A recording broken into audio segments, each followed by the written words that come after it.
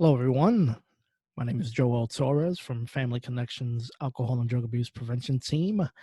Want to welcome you once again to another webinar that we are hosting to support our communities and make them healthier and stronger, and give you more insight and information on various topics that can help you build a stronger community, a stronger coalition to work on your targeted health outcome. For those who have not already, I would recommend that you watch our initial webinar called Developing Strong and Lasting Coalitions. This is a follow-up to that webinar, and it's a good first step to get you acclimated in how to develop a strong coalition to work in your community. Along with that, as we move forward, of course, and as we get to the end, I will mention a survey that I would like you to take to give us details on how you like this presentation and then what other topics you would like us to touch on in the future. So just don't forget that it's in the link below this video, along with a copy of a PDF version of this slideshow that you can download and review at your own time and write notes or keep that on hand while you're trying to develop your community assessment.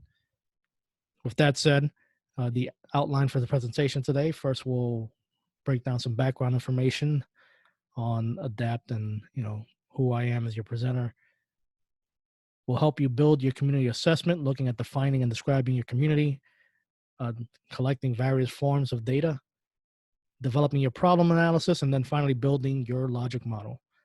Finally, we'll go through some next steps and then ask you, of course, once again, to complete that survey, which is very important because it gives us some insight into how we're doing with these webinars, but also what you would like to see in the future. So if you did not take the first webinar in our series, a little bit about myself, Joel Torres. I'm the manager of Family Connections ADAPT, the Alcohol and Drug Abuse Prevention Team. I have a Bachelor's of Science in Public Health from Montclair State University and a Master of Arts in Public and Organizational Relationships from, once again, Montclair State. I'm a Master Certified Health Education Specialist, so I've been doing this work for over 10 years now. I have the experience in the field, and I have the certifications approved that I've been working here very diligently in our communities in Essex County and beyond. I have 8 years of experience managing ADAPT, which is, as I'll give you a little more details in a little while. We're a substance abuse prevention coalition working throughout all of Essex County with various partners in the community. So just a brief background. If you already watched the previous webinar, I do not want to give you the same information, but I would ask you, if you have not, please watch that webinar and get the background on who we are, what we do, and why we are well equipped to support you and build stronger and healthier communities here in Essex County. So ADAPT, we, as I stated, we're a coalition working on substance abuse prevention. We focus on the reduction and prevention of underage drinking, binge drinking, prescription medication misuse and abuse, and tobacco use by minors. We also have a lot of work working with our older adult population as it pertains to prescription medication misuse and abuse, and also alternative approaches to pain management and a healthier living, healthier lifestyles for them. We look to empower individuals and collaborate with the community to build lasting change, not just one-time things that will just come and go briefly. It's looking at long-term change, and this is why we're doing these webinars, to help you develop long-term changes as you work towards your targeted health outcome. We have volunteers, so except for a staff of 5, the rest are volunteers working throughout the county, from parents to police officers to school staff to parents to local businesses, working in the initiatives and collaborating with us to build the strong coalition that we have. We're managed, once again, by Family Connections, which has been around since 1879, and we're funded by the New Jersey Division of Mental Health and Addiction Services and the White House's Office of National Drug Control Policy. And I'll just note at the bottom some of the strategies and the levels that we go through. In the first presentation, the first webinar, I went through this in detail, but we start from providing information, just educating the community, all the way up to making long-term policy and programmatic changes that can make sure that the community stays and sustains a healthy and well lifestyle long after we are all here. We have various committees that work on a different work, from our underage drinking committee all the way to a brand new committee that we have, which is for the LGBTQ plus community here in Essex County. Now, before we continue, just want to make sure, as I stated a couple times already, what's our prior knowledge? So visit our YouTube page. Make sure you watch the Developing Strong and Lasting Coalitions training, complete the survey for that training, and then come back, jump right back and watch this training so that you get a foundation, and then you can move forward in a productive manner with this training itself so that you're not lost or confused as we progress through some of the topics that we're going to be going into details here. We started with giving you a nice in detail discussion of the strategic prevention framework model and what the benefits of that are. Uh, Starting from the assessment piece, how you always need to begin with the assessment piece, which is what we will be discussing today, moving towards capacity, planning, implementation, and evaluation, while always taking into account sustainability and cultural competence. So if you want the full details on or more in-grasp information on the strategic prevention framework model, watch that first webinar and then just bounce right back and we'll get into today's discussion. All right, so let's get into the discussion of building your community assessment. And if you think about why is this important? Why do I have to assess something? It's important because you need to know where your community is, what the issues are in your community, and how ready your community is to work together to make a lasting change in order to actually do effective work. You can't just go thinking, "Oh, I know what the problem is. I want to get it done." No, you need to get people around the table who can give you some more background, some more details, and some more information.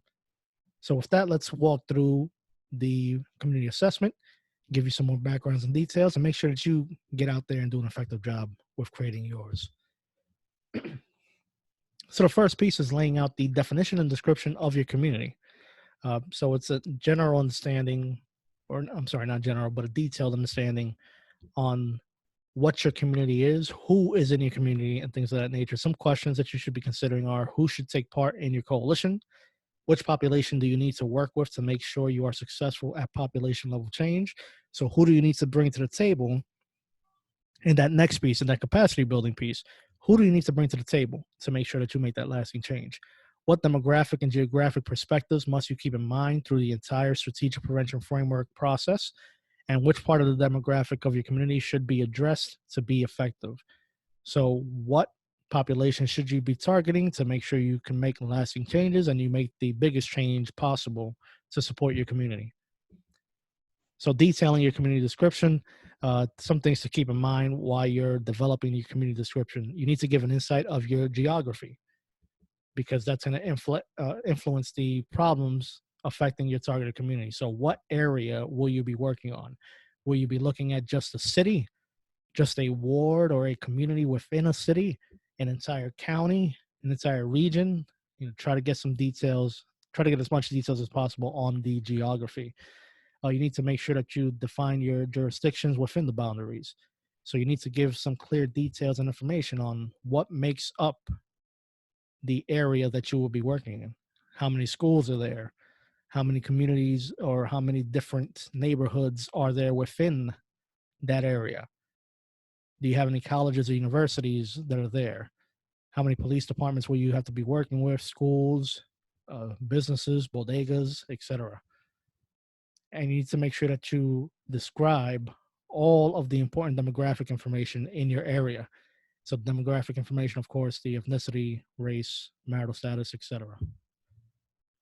It's a good suggestion to also draw a map so that you and your coalition can get a clear picture of what our community looks like. It doesn't have to be fully artistic. If you have somebody who volunteered at a time who's an artist or who has those skills, that's even better. But you don't have to worry about being fully artistic to develop this. But just make sure that it's something that people can see, so that folks see that you are dedicated to it, that you know exactly where you want to work, And then later on, if you want to do some type of environmental scans or looking into further details on how what problem areas or what hotspots you have in your neighborhood, this map is a good starting point. Detailing the communities within your community. So, not just do you want to give the overall perspective of the giant picture, you also want to get into the granular. So, what different pieces of the community are there that make up that full community?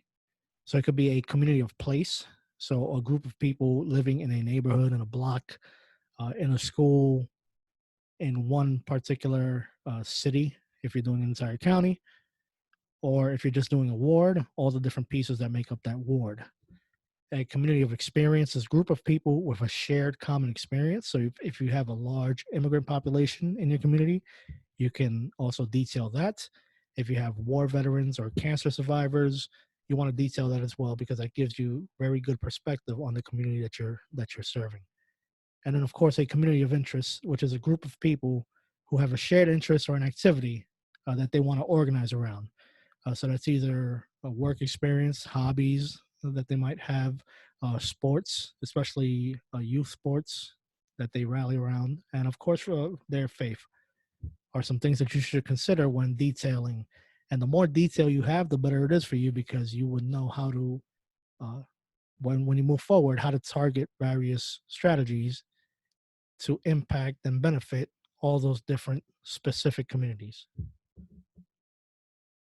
When you're defining the history of your community, it's looking at major events that could either negatively or positively impact your target health outcome or your targeted health outcome. Sorry. So it can be something where, say, for example, I work with substance abuse, uh, a situation where a young individual unfortunately overdosed and they passed away, and the community rallies together around that issue and really wants to work together with the coalition to make a positive impact. It was a negative event that led to that per se. So your coalition can look at two different characteristics of the history of your community. So like this is something that I just stated, a key event that affected or history and victories or losses that occurred from the community's problem solving efforts. So it could be something where this overdose happened years ago. The community rallied together and they tried to do something about it, but they couldn't. So that was a failure that you can work off of and you can build off of to try to see where did they fail, why did they fail, and what can we do as a coalition to make sure we don't fail moving forward. I'm sorry, jumped ahead a little bit. So now just keep in mind that you need to be aware and sensitive to the history of of your community for a couple of reasons. You do not want to give incorrect context. So you don't want to be incorrect in your details of what makes up your community or what's affected your community because you will get called out by people and folks will be very offended or upset with you breaking down the community in a certain way if it's not accurate. And then of course you won't build on the success of your community in the past. So maybe there was an overdose that occurred, and there were some successes that led to less overdose deaths in your community. If you don't have that detail, you will not be able to build on that, and you might just duplicate things that are already taking place, and that's a waste of resources, a waste of money, a waste of time, etc.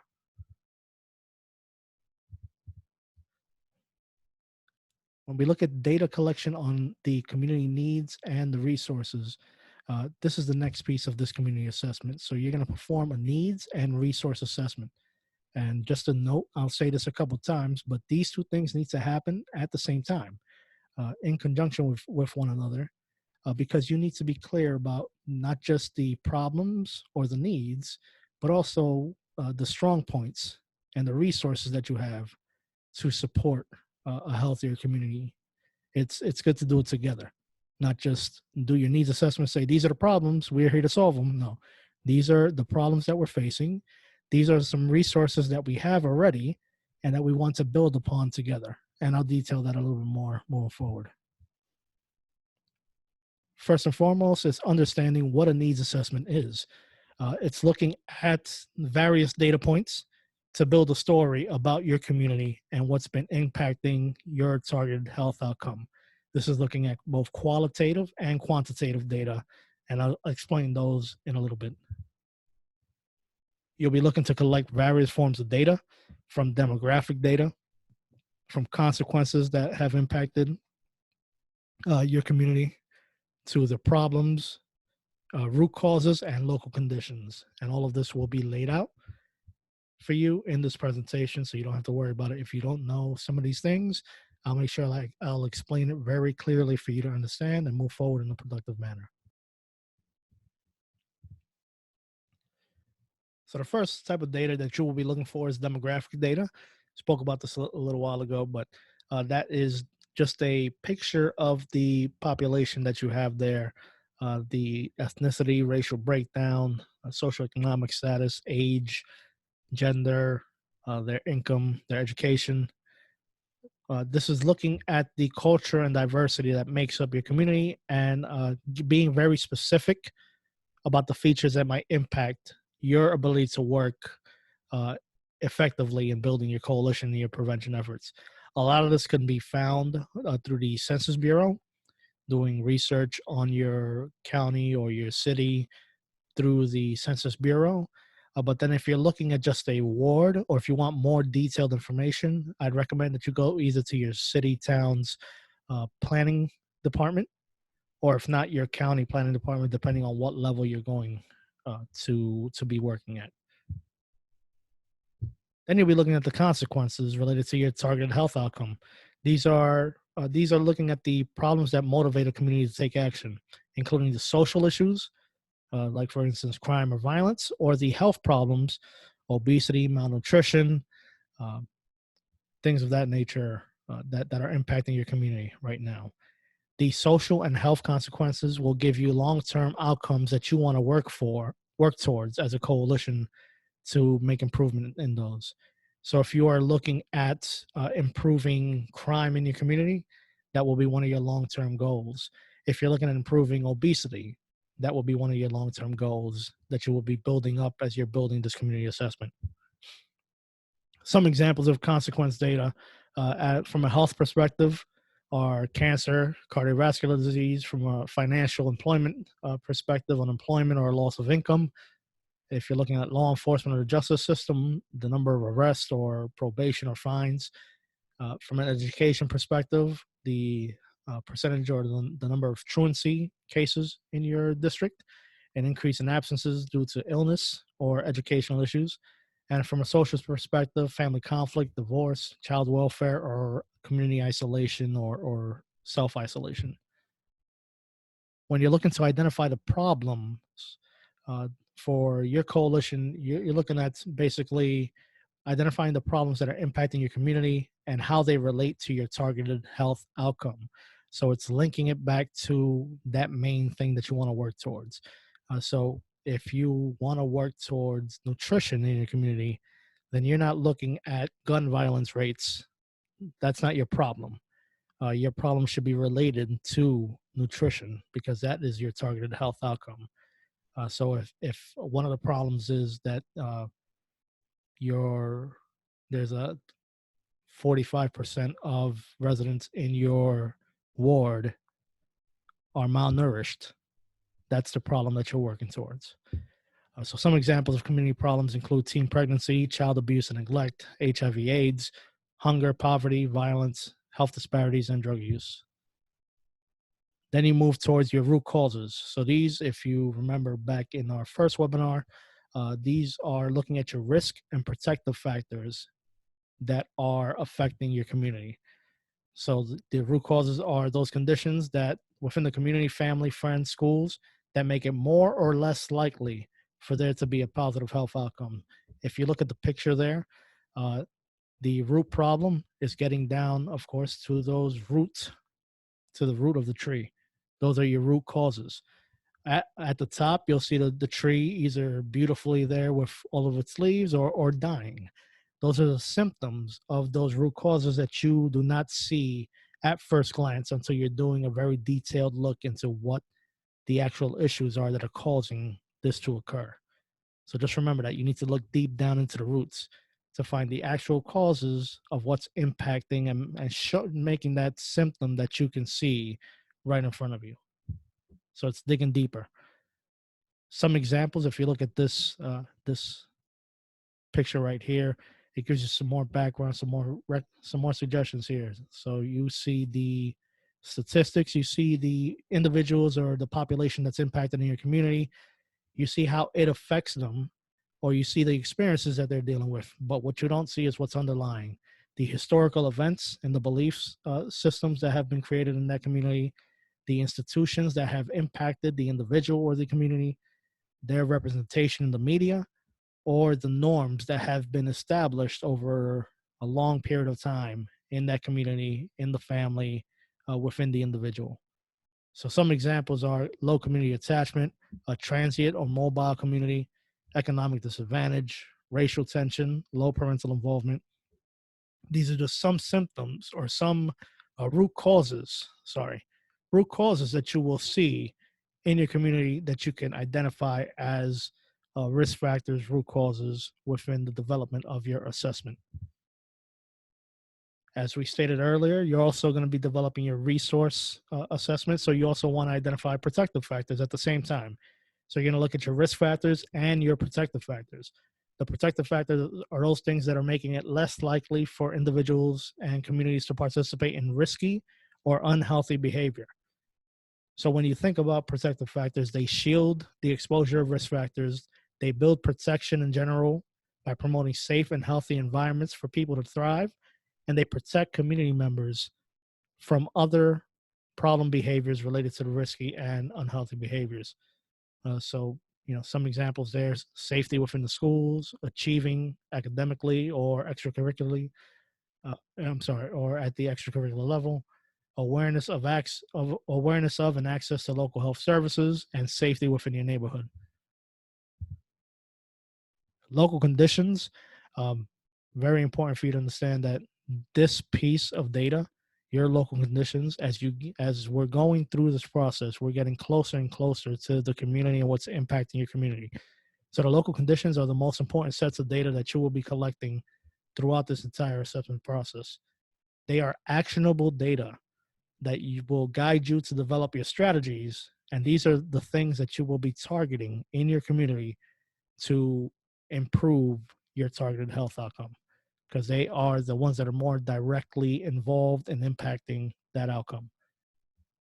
You collect data on your local conditions once you gain an understanding of the root causes. So you can't just jump to the local conditions. You have to go through this entire process piece by piece from the beginning where I started all the way to now to make sure that your local condition is connected to the root cause. And we'll get to that in a little while as well, a deeper explanation of that. The local conditions are going to give you some more details into what the root cause risk factors look like and how it's impacting your community so that you can have a clear, crisp idea of this is specifically how this root cause is impacting my community here. Now you have to make sure when you're looking at this, when you're developing your assessment and when you're identifying your local conditions, that these conditions describe behaviors or conditions in the community environment that are specific. So it's something that can be observed in your community. Something that you can specifically identify. So if you're looking at nutrition, there's food deserts due to a lack of affordable or good quality food in the area. It's something identifiable in that it's a behavior or condition that frequently occurs, and you can measure its impact on the community. So it's not something that, it could be something specific, but it's not something that is there always. It's if that food desert just happened now because the supermarket closed, but then next month the supermarket's opening again, that's not really a food desert. It's a temporary, of course, pain on the community, but it's not something that you can identify and measure a long-term impact on your community. And then, of course, it's actionable. Your coalition will have the ability to change that behavior or condition. Some examples, just so that I can link the root causes to the local conditions. So, if a root cause is retail availability, that's a root cause in your community. A local condition can be that there are 4 times more unhealthy food options than healthy food options in your community. So there are more fast food restaurants that are located in your community rather than healthier options or options that will give a healthier alternative and a low calorie alternative to your community. When social availability, it could be something as per se older siblings that are sharing drugs and alcohol with their younger siblings. And with community norms, it could be the limited options in the community to live an active lifestyle. So we might want our neighbors to walk more to get some healthier lifestyle in, but the sidewalks might be in disrepair or the neighborhood might not be safe. So those are some examples of local conditions and how you can connect them to the root causes that you find. Next, we'll talk about data collection and some methods for you to get your data, collect your data. Uh, First thing, of course, just a couple points that I just want to read out from the slide. So, health behavior indicators are used to identify trends and measure the consequences, problems, root causes, and local conditions related to to it in the community. No single indicator can provide a clear picture. That is why you need to collect as many sources of data as possible to create a clear picture. And this can sometimes be a challenge, but you need to make sure that you have different sources or different data points to back up your claims on your local conditions, the problem, the root causes, etc. Your coalition should be looking at the collecting quantitative numbers and qualitative, which are words, discussion points, and details. And I'll give you more information on what they look like. Quantitative data, of course, once again, expressed in numbers. They're counted or compared on a scale. So this data is going to help you answer the question, how many? And you can do this in various forms. First and foremost is in the form of surveys. So you're going to be conducting surveys with your coalition and with other partners to collect data that asks people questions about their behaviors, their attitudes, their beliefs, and their perceptions. And you need to make sure that you do research because it's very challenging to get data, especially here in New Jersey.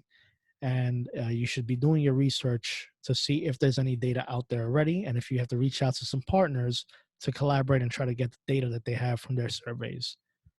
Archival and secondary data is data that you collect from these individuals that I just mentioned, which might include, but also along with that, they might include data that's available but not organized or compiled by other partners. So your police department might have data that you would like. If you're looking at crime and you want to kind of highlight or not highlight, but you want to analyze how crime is impacting your community, your local police department might have that data, but not in a way that's easy for you to read or for your community to read. The health department might have some data if you want to look at nutrition or the number of vaccines that are given out, things of that nature. Your health department might be a good source to get that information. Some questions that you want to ask when collecting archival data are these are some key things because you don't want to look for secondary data that's not going to be beneficial to you or that will not give you long-term data points. So what's the most current year that the data is available? As I stated, here in New Jersey, that's hard. Sometimes we get data that's 3 years old. Depending on the issue or the health topic, you might get data that's more recent than that. How often is the data updated? Because you want to make sure it's something that's updated consistently. Is the county or the city specific data available? So is it something that you can get, or is it something that's not going to be available and was just available one time only? Can you get the data online? This is a hard ask. There's some municipalities and counties that are better with this, but sometimes you can get it online and it's very easy for you. What types of breakdowns are available from the demographic standpoint? Is there a cost to get this data? Because if there's money involved, you might not have it. And how long will it take to get the data? Some things to think about when you're getting good quantitative data, not just getting any data or all the data that you can find. You want to get good data. So you want to make sure you hit on certain points. First and foremost, the purpose. So what's the rationale about how the data you want to collect relates to your problem statement? As I've stated before, you want to link everything to the health outcome that you want to work towards. You don't want to waste your time getting data that's not going to be specific to what you're working on. You want to look at how valid is it? Does the data source mean what it says it does? Uh, you want to make sure it's reliable. So is it reported the same way each year, or do they keep changing questions and not actually uh, questioning or using the same subset or group every single year? Availability, once again, is that data available year to year and specifically to your geographic area? How easy is it to obtain? Can you get that? Or does somebody keep track of that on a consistent basis? Stability. How long has the agency been collecting that data? Cost, once again, is it something that's free, or will they charge you something to get that? And in relevance, does the coalition think that the data source is accurately represents a major aspect of the community health problem? As I stated, when you're collecting all of this data, you do not want to waste your time. So if it's not something that's going to be beneficial to your coalition, do not collect it. Do not try to do outreach to get that. The next piece is qualitative data. So that's more of the opinions and the ideas of the community and those leaders or those members, those key stakeholders who can give you some more details and some more granular information into what those numbers mean. You want to look at different points when it comes to collecting data from key informant interviews. These are one-on-one interviews with key stakeholders, key community members who can give you some more background and information on community history, key events that might have impacted them, or some of the data points that you found. You can do a focus group, which is looking at a specific group of people in a very structured meeting where you are leading the discussion, you're tracking and recording everything that's being said, and then the results and themes are presented to the coalition members. So you're presenting things to the coalition members, and you're controlling that conversation. In a listening session, it's a little bit different, and it's shorter, and it's less formal. So you are, getting a discussion point started, but then you're just leaving the discussion freely with the group, and they can take it wherever they want to take it. But it's something less formal than a structured focus group. You also have the town hall or the community meetings, which this is not for a targeted audience. This is for the community at large. And it's a listening session designed for a large group of people. The entire community is invited to learn and share their insight on a specific topic. So it's not just something where you're targeting a specific group. This is for everybody to learn and to provide some more feedback or information. Then there's the observation piece where you're providing specific and visual examples of community events, activities, and the physical environment. For example, you're going out and you're counting the number of fast food restaurants in your neighborhood, or you're observing a alcohol retail clerk and their behavior while they're working. And then finally, there's environmental scans where you're looking at a comprehensive standpoint based on different type of data. So you're doing a full scan of this community, collecting both quantitative and qualitative data related to a specific issue. Finally, once you have all of that data, you want to triangulate that data. For those who don't know what that means, triangulation means collecting different types of data about a specific item in order to validate it. So you want to make sure that your final thought processes or your final statement about the problem, you have enough data to back it up, and different forms of data that can validate that problem that you stated. Because the last thing you want to see is a community trying to tell you that you made a problem up. But if you triangulate the data and you have enough data points, you can make sure that you have evidence that this is not something you just created. It's something that's specifically affecting your community. So this is why you need to make sure that you collect multiple data points for the problem, for the consequences, root causes, and local condition that you identify within this assessment. And as I stated before, I know it's hard, I know it's challenging, but it's something beneficial for you to do. Try to get as much data as possible to help build your point or state your point. And before, as I mentioned earlier, the resource assessment is a piece of this community assessment as well. The first piece that I spoke about was the needs assessment. Now, this is your resource assessment. This is where you're looking at the resources available in your community while also assessing those needs. It describes specific resources that your coalition can use to address the identified community problems. So you identify the problems. Now you can identify some of the resources that you currently have to help resolve those problems. And then also you can tell a story of how you can build on that with some more resources that are currently not available. The goal is to identify people, programs, organizations, and the services that promote the protective factors in your community. And I don't want to keep beating this down, but it's very important that you do the needs and the resource assessment at the same time. Some of the reasons why are accuracy. So looking at only the problem in your community is going to paint an inaccurate picture, and you're not going to tell the full story. Efficiency as well. So you're going to make sure that you do this at the same time, so that you're not wasting people's time. If you have somebody around the table already to give you information during a key informant interview on the problems, it's just easy for you to just ask questions about resources as well, and you're not wasting anybody's time going back later and trying to find out, hey, do you know something that we can do to help, or that's currently in the community that can help the situation? You already have them there. Use it while they're there. That also goes into the functionality of things. It's easier to do things in the same session, and then making sure that it's ethical. It's not ethical for you to be displaying just the problems, or talking about the bad. You should also be talking about the good and the strengths of your community as well. Some reasons why this is important is that it provides a way for the community to use its current capacity. So you find out what's currently there and how you can build on that rather than trying to start from scratch. It accounts for your assets in the community and the resources. It describes the community by focusing on positive rather than negative aspects. So you're not just talking bad about the community and saying all of these problems that are affecting everybody. This is such a bad community. No, we know that there's underlying problems, but these are the great things that we have here that we can work together to make a stronger and healthier community. It identifies ways to build the capacity of your membership. It expands the identification of assets and resources to include more than just programs or specific agencies or organizations.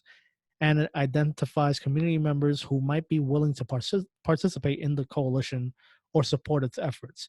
So, this will build upon what you will be doing in the next step of the strategic prevention framework model as you go to build your capacity in your coalition.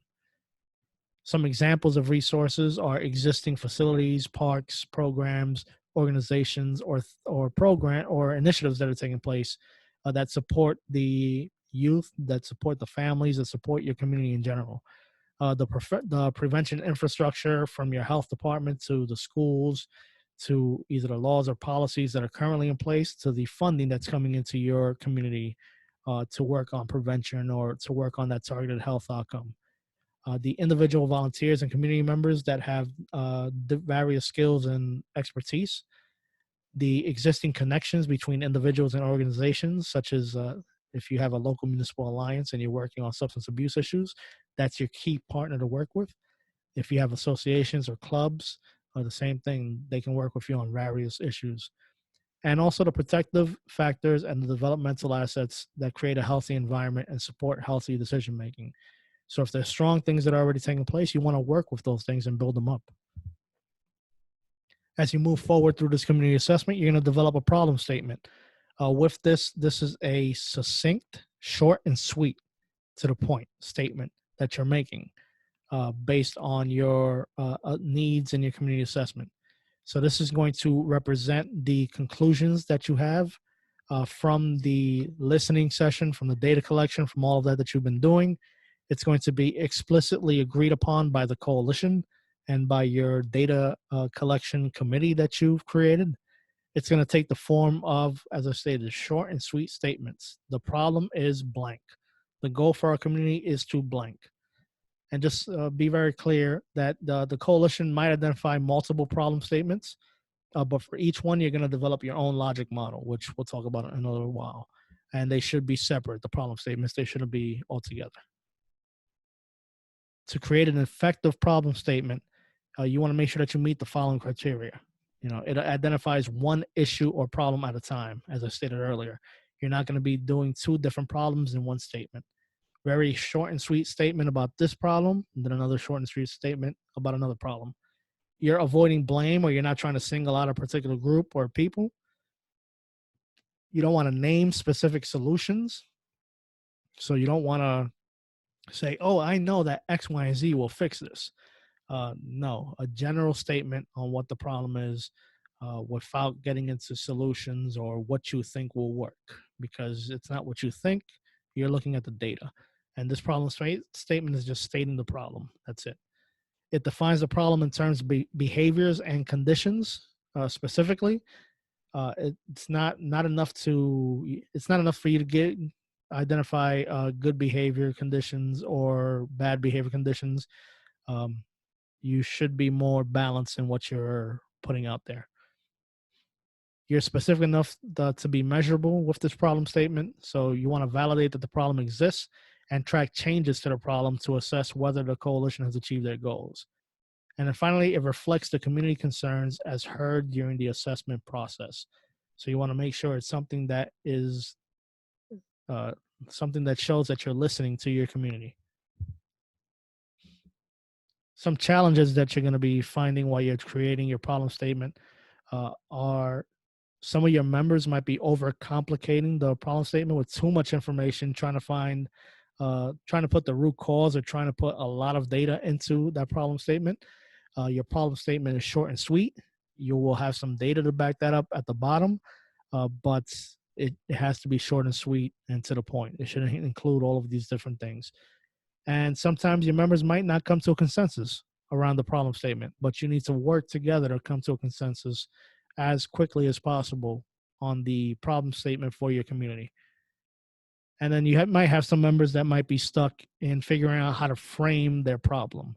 And as you work together, you will frame the problem based off of the data that you've collected.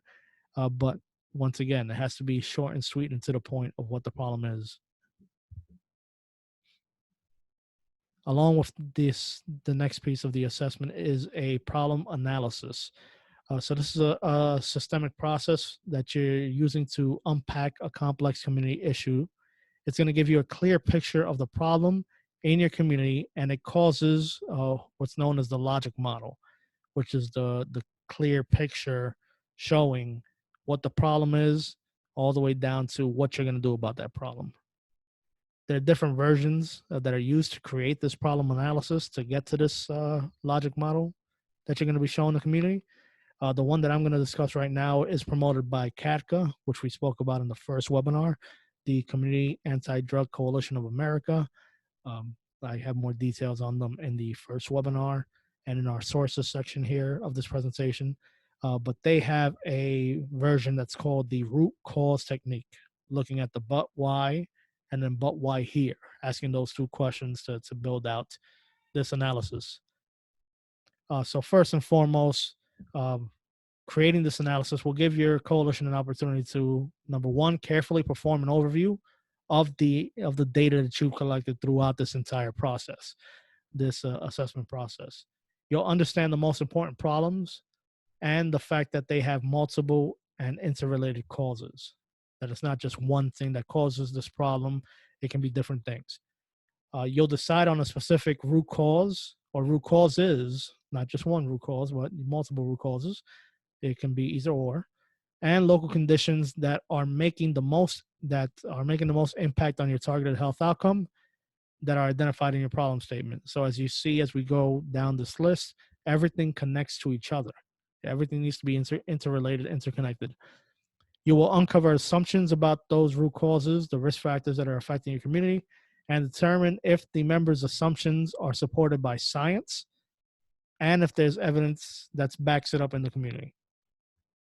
And finally, you'll bring the coalition to a consensus about the root causes, the risk factors that you will be identifying to avoid infighting or debates later about this entire process or about what you picked and why you picked it. As we move forward with the root cause technique, I just want to make sure that you understand that the goal of your coalition is to understand and attack the source of the symptoms impacting your community. So remember that tree that we saw earlier? We'll see it again in a little while. You want to attack the source. You want to get down to the nitty gritty that's impacting or showing the symptoms that are impacting your community, and that will help you improve your targeted health outcome.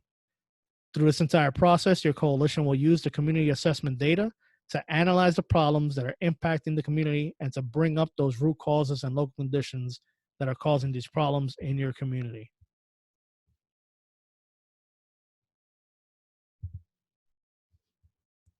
A couple of reasons why you want to do this problem analysis, just so that you don't think this is a waste of time.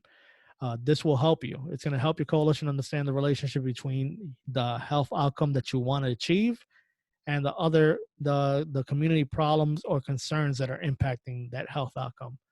It'll help you form a very clear picture of the root causes, and it'll help when you're showing that tree to the community. It'll help them understand what those causes are and why that's impacting and creating that community, and showing those symptoms that you're seeing that's affecting your targeted health outcome. It's going to open up the opportunity for your members to share their assumptions about the root causes, and then put them and debate them with the data that you found, with the experience, and with the scientific evidence that you already have through this entire process. Your coalition is going to create a rationale for deciding what actions the coalition could take to address the problem. It's going to help your members come to a consensus uh, on a shared understanding of the problem impacting their community. And then finally, it's going to make it easier for everyone to prioritize the actions that you need to take to address the root causes and achieve long-term positive success. So let's start with part one, the but why question of getting to this. In this process, it's good for you to host a meeting with your data collection committee, where or whatever you're going to call this, needs assessment, community assessment committee, whichever way you call it. This is your committee that's going to be collecting the data and doing this initial round of the community assessment. Your members are going to start identifying root causes that are impacting the community. How do you do this? Very plain and simple. You got a big piece of flip chart paper, and right in the middle, you draw the problem. You write the problem statement in a circle, and from there, you branch out and you have arrows with other circles, and brainstorm on, okay, this is the problem, but why is this a problem? And in those other circles, those other external circles, you're going to write down root causes that are impacting this problem per se. That's going to be your first brainstorming session, your but why. So you have your problem, and then you have your root causes. So it'll look something like this: the problem there, and the but whys, the root causes around them. It doesn't have to be four of them. It can be two, three. Don't try to go too much into it, but it could be four, or two, five, or six. You don't want to go too crazy, because as you'll see later on, you have to build on each root cause. So I'd say four max, just to be safe. As you move to part two, the but why here, here you're getting into that granular. You want to make sure that your committee includes people who are from that community, who can answer the question, but why here? Why is this root cause impacting my community? During this, you're going to choose, say, for instance, you're going to start with one of those four root causes, and you're going to start that but why exercise. Okay, this is the root cause that affects this problem, but why is this root cause affecting my community? So you're going to dig deeper into that, look for specific reasons why. And as I stated earlier, you don't want to go too deep into it, identifying 60 uh, local conditions, but just a few local conditions for each root cause. You'll repeat this process to do each root cause and finish each root cause in the identify what's your problem. And it'll look something like this. So the yellow boxes here, or I'm sorry, the yellow circles here are the but why here. And they're attached to your root cause, which is then attached to your problem. So everything, once again, interrelated, interconnected.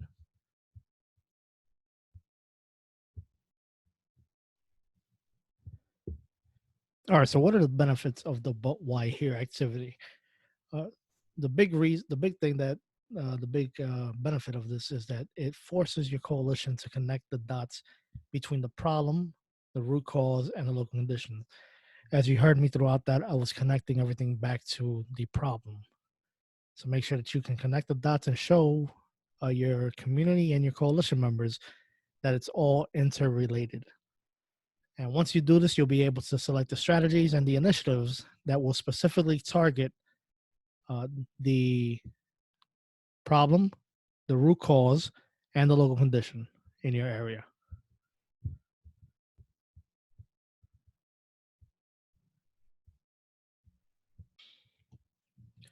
So now you have all of this great information, and you're going to use it to create your logic model, which is basically a detailed and easy to follow map that will show everyone the path that you will take to resolve that targeted health outcome in your community and how it links back to everything that you've collected so far. So by linking back, you're explaining your reasoning for choosing a strategy and why you believe that strategy will combat the problem in your community. So you want to make sure that you do the following to move from the problem analysis to the logic model. First and foremost, that you have enough data, enough local data to back that up. So some data points might be challenging to find, but you've got to try your best to find as much local data as possible to help tell that story and to support your choice of problem, root causes, and local conditions. You need to do some research on the prevention science that's out there so that you have enough evidence that backs your reasoning for choosing a root cause and also choosing the rest of the things, the strategies that you're choosing as well.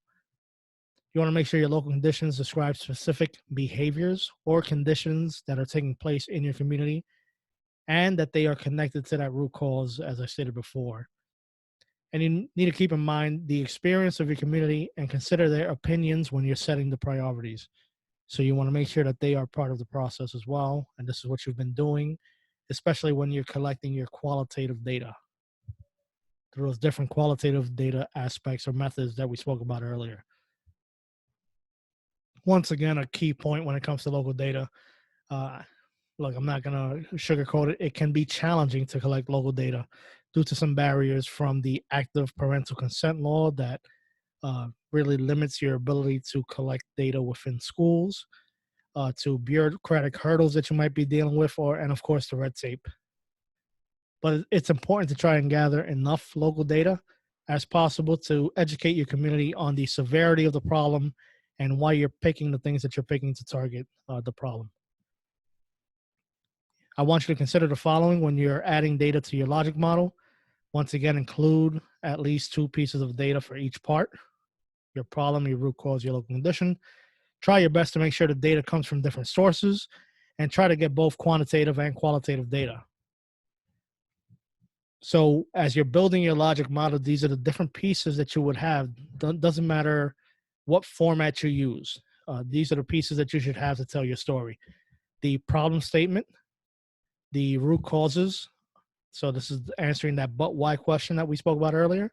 The local conditions that maintain or contribute to those root causes. The but why here, the answer to the but why here questions, and at least two pieces of data or measurements for each of those areas.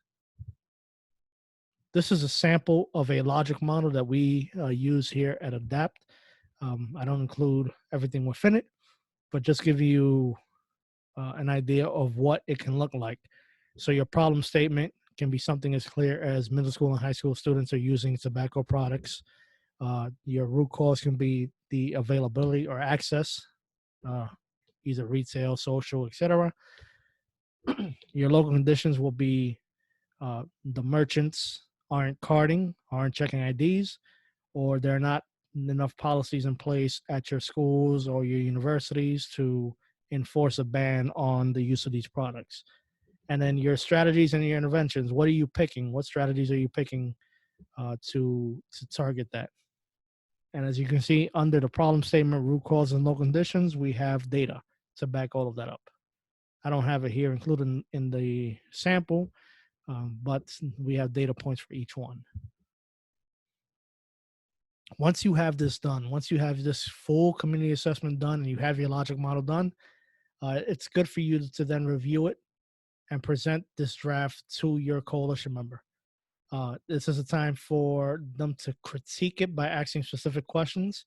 But as we'll get into in a little while, it's not for them to be critiquing to a point where they want to change bits and pieces.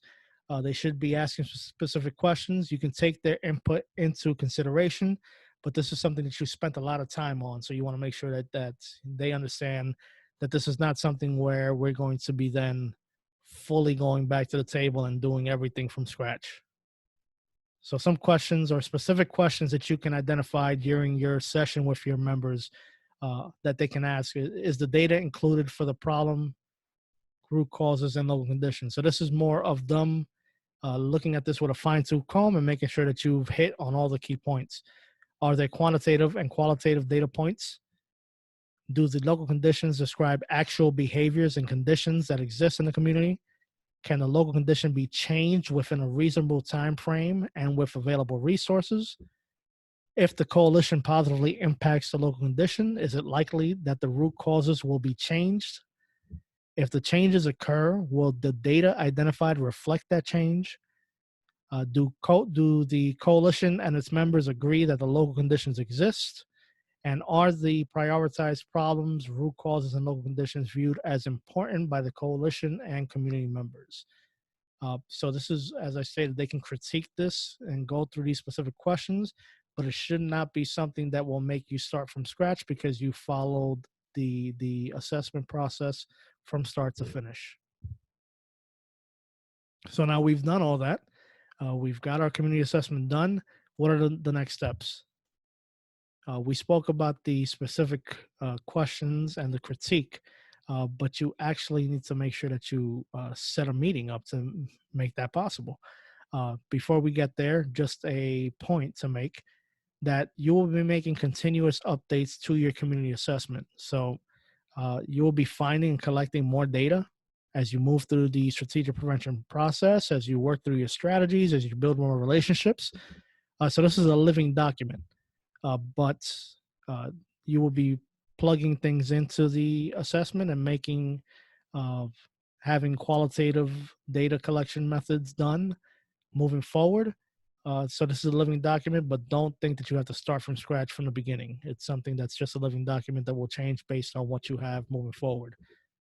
Each time this happens, you want to make sure, as I stated, that you update the assessment. You're not starting from scratch. You just update the specific pieces that you're linking this data to. Is it the problem, the root cause, local condition? Work on those specific pieces, not just the entire thing and working through the entire process once again. You want to make sure that you create a data collection plan. So to do this, you need to identify the data that's going to be collected in your not the reboot, but the update of the assessment. So are you just going to look at the demographic data? Are you looking at the problem, the root cause, the local conditions? Are you looking for more resources to add to your resource assessment? What are you looking at? For data collection methods, are you going to do quantitative data collection or qualitative data collection? What are the sources of your data? Will it be local, state, or national? And the frequency of the collection, depending on how often the data is updated and can be collected, will be basically how much of that data you can get or how soon you can get that data. So some lessons that you will learn from the community assessment itself. First and foremost, the data and understanding your coalition gained through the entire process of creating this assessment displays the connection between your community problems and your targeted health outcome. So you really have a very clear and detailed understanding of how these problems and how these root causes, local conditions impact that health outcome that you want to achieve. It also helps your coalition show the community and its leaders the important relationship between prevention and many of the community's priorities. So this is very detailed work and how prevention can help stop a lot of these root causes and stop the problem from happening. And this entire process helped you grow. It helped you listen to your community. It helped you prioritize their problems. And now you're showcasing your intention and your leadership ability to make an impact on that problem. As I stated earlier, you want to make sure you present this to your coalition and they have an opportunity to critique it. So as soon as you get the final steps of that assessment, as soon as you get started on that piece, your leadership at the coalition should plan a meeting to present the findings to the full coalition. And as I stated, it should be a high level overview of the process taken by the committee to form the community assessment and the final product. It's not time for them to critique it bit by bit and try to tell you to go back to the planning board. It's for them to critique it based on those specific questions that we spoke about earlier. You can let them know that their input is valuable and their input can be helped to improve the assessment because it's a living document, but that you will not be starting from scratch based on what they're trying to tell you at this meeting, because you had a thoughtful process to get to where you are today. And this is the final product for now, which means basically that this is the final product for you to then move forward to planning and implementing the strategies. You're not going to dump this and start from scratch, as I've said a couple times already. This will help you then. You need to show them how this will link to the rest of the strategic prevention framework model. You got this piece. Now you're ready to start building capacity and planning and implementing the strategies to make those changes that you want to make towards your targeted health outcome.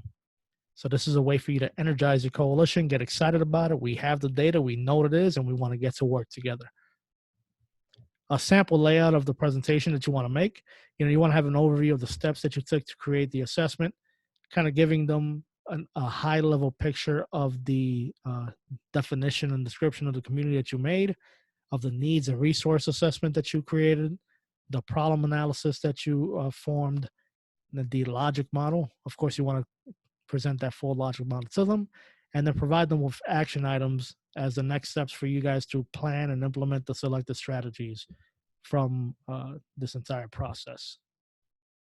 As we stated earlier, we're here to adapt. We're here to be a collaborative partner. If we can be of support in any way as you look to create that community assessment, if there's any partners that you want to get around the table that you might not have right now, but you want us or you want to reach out to us and see if we know somebody, feel free to reach out. We're here to be a partner.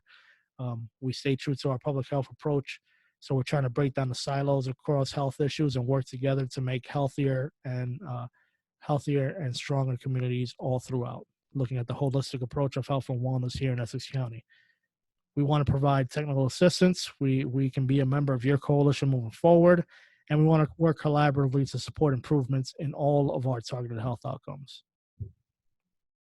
You have our contact information here for the entire ADAPT team, from myself through our two coordinators to our youth prevention specialist and our older adult prevention specialist. We're here to help. We're here to be a partner in the work that you're doing. Finally, as I stated, please complete that survey that's located in the description below. It will help us to continue these webinars, to strengthen these webinars, and to get you some more information that you have out there. Here's some sources based on the presentation that I created today. But we want to thank you once again for attending this webinar. We hope that you find it informative, and we hope that we can be a resource and a support to you moving forward. So thank you for attending this webinar. Please take our survey. Feel free to download the PDF version of the presentation that's in the description. And we hope to be a partner with you in working towards that targeted health outcome. Have a great one.